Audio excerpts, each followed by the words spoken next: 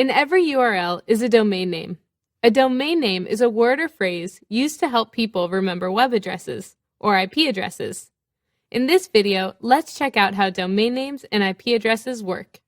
In each domain name, there are a few parts, labeled from right to left. Top-level domains, or TLDs, are actually what most people think of as the end or extension of a domain.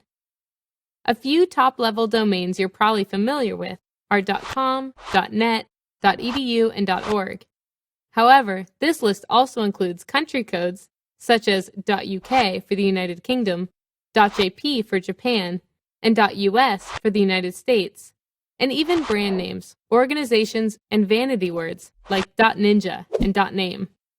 Top-level domain names are managed by the Internet Corporation for Assigned Names and Numbers, or ICANN, and can be found at www.icann.org.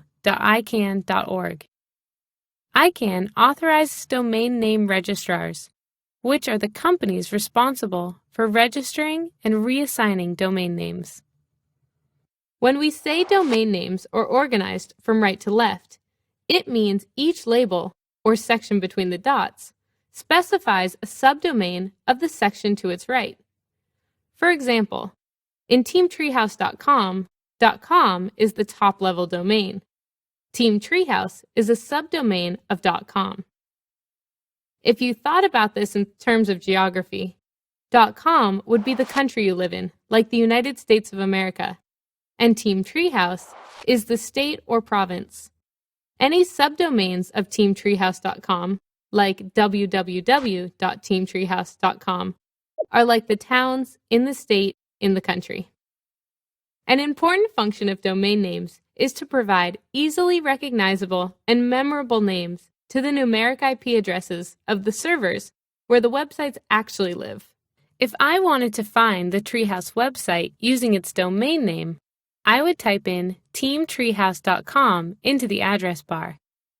If I wanted to find the Treehouse website using its IP address, I would type in 173.247.98.20 and hit enter, and look, it's the same website. Nearly everything on the web uses Internet Protocol version 4, or IPv4. IPv4 is comprised of 4 numbers, each between 0 and 255, separated by dots. IPv4 has the capacity to identify about 4.3 billion unique addresses. But with over 7 billion people already on the planet, and each person having more and more devices connected to the internet, IPv4 is quickly running out of space. Luckily, there's already an alternative, IP version 6, that's quickly catching on. IPv6 will support every person on Earth having billions of devices connected to the web at once.